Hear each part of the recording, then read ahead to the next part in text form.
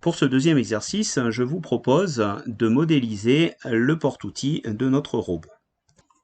Ici aussi, nous avons deux méthodes pour faire cette pièce. La première méthode consiste à dessiner une esquisse en forme de U et à extruder la matière de façon à obtenir le corps de notre porte-outil.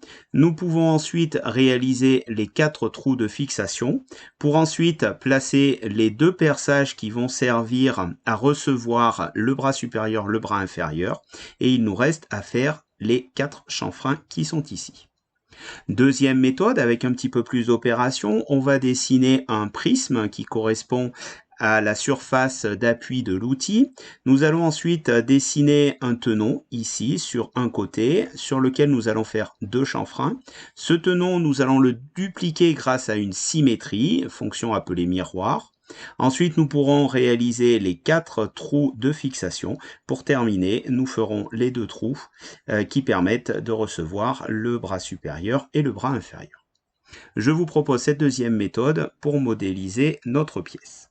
Regardons les dimensions de notre porte-outil. Nous avons un porte-outil qui mesure 40 mm de haut, 16 mm de large. Nous avons une épaisseur totale de 13 mm. Les trous de fixation des bras supérieurs, bras inférieurs, mesurent un diamètre de 4,2 mm. Et puis nous avons ici 4 trous de 2,3 avec un espacement de 10 mm à chaque fois. Le dessin de définition vous est donné. Vous pouvez l'imprimer si vous le souhaitez. Pour rappel, nous avons modélisé le bras supérieur, vous le voyez indiqué en bas de l'écran, et nous avons un fichier assemblage qui pour le moment est vide. Je vous propose de créer une nouvelle pièce. Donc pour cela, je vais cliquer en bas à gauche sur l'icône plus et je vais créer un atelier des pièces ici. Cet atelier de pièces, pour l'instant, il s'appelle Part Studio 1. Je fais bouton droit sur le titre. Je lui demande de le renommer et je vais le nommer Porte Outils. Apparaissent à l'écran les 3 plans qui vont me permettre de réaliser le dessin. Je vais commencer par dessiner un prisme qui va me servir de base à ma pièce. Donc pour cela, je vais sélectionner le plan vertical ici qui s'appelle Front. Je vais demander au logiciel, grâce au bouton d'esquisse, de dessiner sur ce plan-là. Le plan esquisse 1 s'affiche ici. Je peux, avec le bouton droit de ma souris, obtenir le menu qui me permet d'afficher la normale au plan d'esquisse et ce qui me permet d'être face à ma feuille. Nous allons commencer par dessiner un rectangle. Pour cela, je vais utiliser la fonction rectangle. Nous avons 2 solutions, soit un rectangle grâce à 2 sommets, soit un rectangle à partir de son centre et un sommet. C'est cette deuxième solution que je vais utiliser. Lorsque nous avons une pièce symétrique, il est toujours intéressant de se placer au centre du repère. Donc pour ça, je vais placer le centre de mon rectangle au niveau de l'origine. Ici, je clique une fois et je vais créer ici le rectangle sans m'occuper des dimensions dans un premier temps. Je vais venir donner les dimensions grâce à la fonction cote. Ici, je vais sélectionner l'arête supérieure, je vais me décaler, cliquer pour indiquer la dimension que je souhaite, 16 mm ici. Je fais la même chose avec une arête verticale ici, qui mesure quant à elle 40 mm. Mon rectangle de base est dessiné. Je vais pouvoir maintenant utiliser la fonction extrusion qui est là pour venir ajouter de la matière. Donc vous voyez ici le dessin de la pièce qui se fait. Mon prisme de base mesure 3 mm profondeur. Ici, j'indique au logiciel que je veux une profondeur de 3 mm. Je fais entrer. Il me propose cette forme-là et je valide avec le bouton vert. Je vais maintenant m'appuyer sur la surface avant ici de ma pièce pour créer un premier tenon. Donc je vais cliquer sur cette surface, je vais indiquer au logiciel que je souhaite faire une esquisse. Je vais, comme tout à l'heure, ici définir sur l'esquisse, le plan d'esquisse numéro 2, je vais lui demander d'afficher la normale à ce plan d'esquisse ici et je vais venir utiliser mes fonctions rectangles. Cette fois-ci, je vais prendre le rectangle grâce à 2 sommets ici. Je vais venir sélectionner l'arête du haut de ma pièce. Je vais venir sélectionner l'arête du bas. Automatiquement, le logiciel aura accroché le côté supérieur de mon rectangle sur l'arête supérieure de la pièce et le côté inférieur de mon rectangle sur l'arête inférieure de ma pièce. Reste maintenant à mettre les dimensions, donc j'utilise de nouveau la fonction cote. Mon rectangle, lui, va avoir pour largeur 3 mm et il va être placé par rapport au centre ici. Donc je vais sélectionner l'arête de droite de mon rectangle, le centre ici. Je vais venir placer ma cote et je vais lui indiquer que je suis à 3 mm. Vous observez que le rectangle devient tout noir, ça veut dire qu'il est totalement contraint et donc je vais pouvoir là aussi utiliser ma fonction extrusion. Donc je clique sur extrusion. Alors là, attention, il faut bien s'assurer que je suis en train d'ajouter de la matière, que je ne suis pas en train de créer une nouvelle pièce à l'intérieur de la précédente. Donc je suis bien dans ajouter. Je vais lui donner la profondeur qui est en l'occurrence de 10 mm et je vais valider ma fonction.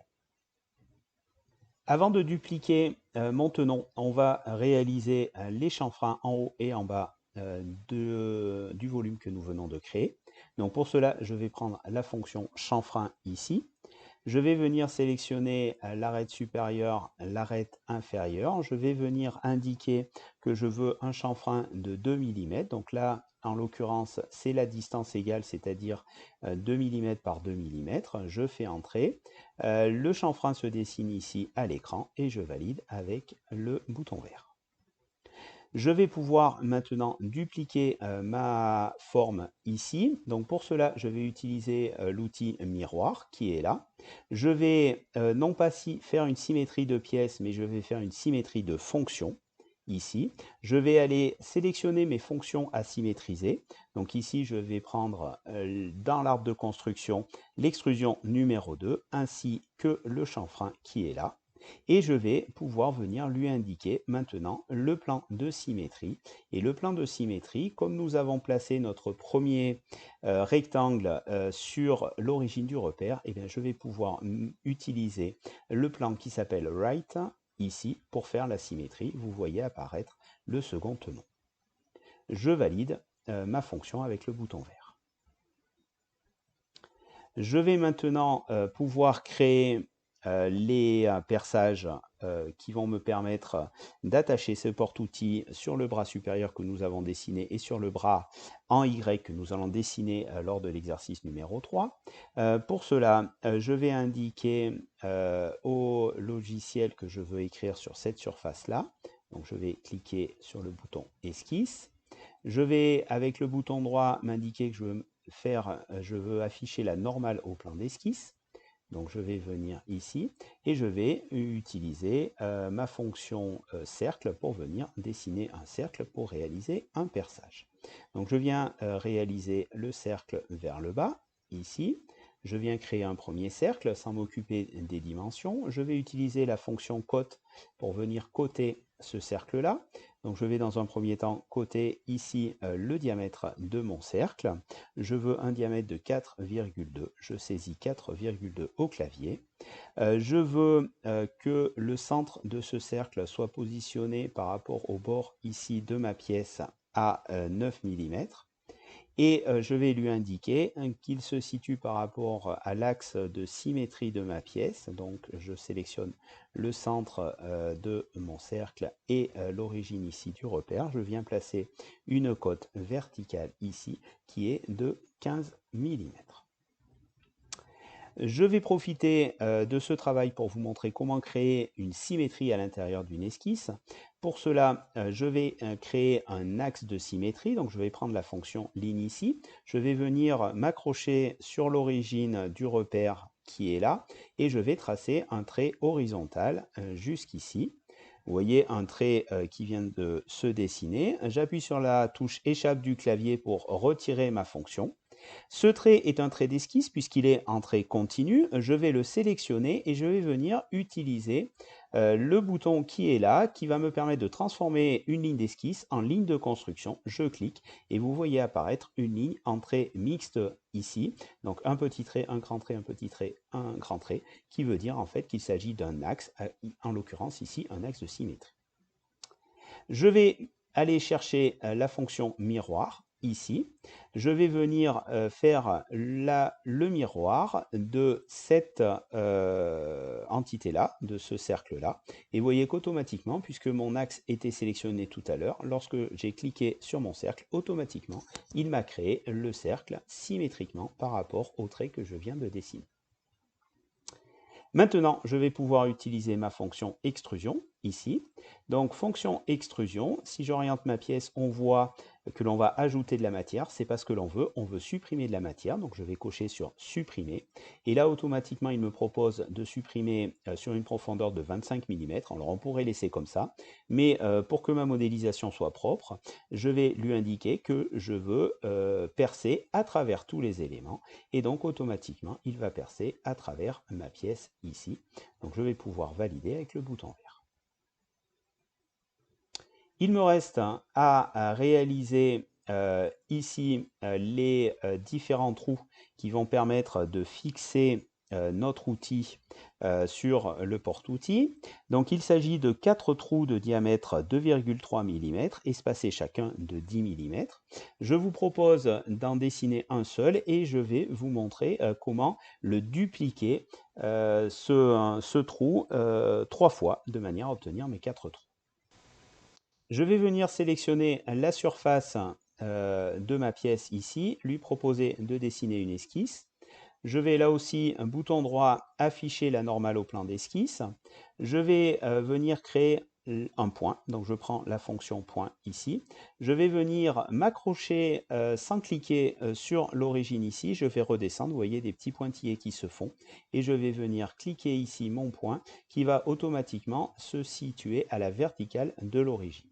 Il me reste à placer une cote ici entre l'origine et le point que je viens de créer.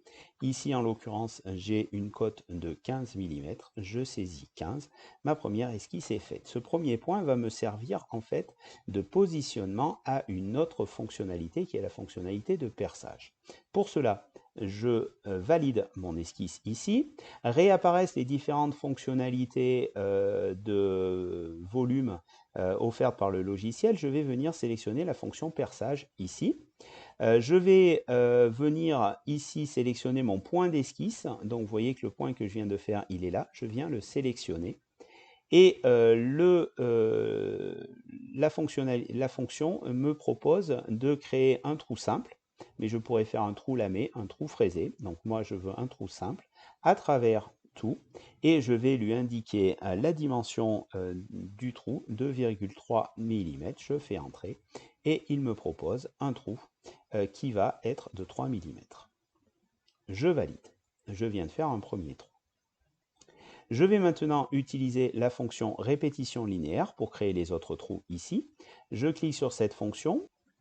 Dans la fonction répétition linéaire, eh bien, il va falloir indiquer que je veux faire une répétition de fonction. Donc je sélectionne répétition de fonction. La fonction qui a répété, je viens la sélectionner dans l'arbre de construction. Ici, perçage. Je viens maintenant sélectionner la direction. Donc je clique sur direction ici et je viens lui indiquer que je veux que cette arête qui est là, qui est verticale, serve de direction. Donc je clique dessus. Je lui indique que la distance entre mes éléments répétés est de 10 mm et je lui indique que je veux en fait au total 4 éléments. Et vous voyez que les éléments se dessinent en dessous de la pièce. Je peux avec la flèche ici changer la direction, direction opposée. Je clique dessus et vous voyez ici qu'il vient me faire les 4 trous sur ma pièce. Je valide. Voici la pièce terminée. Dernier élément que l'on peut faire et qui est toujours intéressant à faire, notamment si on veut ensuite éditer des nomenclatures avec les différentes pièces lorsque l'on les aura assemblées.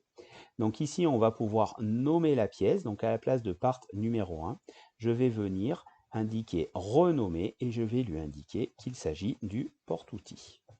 C'est ce nom-là qui apparaîtra dans le tableau de la nomenclature du dessin d'ensemble. Je fais entrer. Ce deuxième exercice est terminé.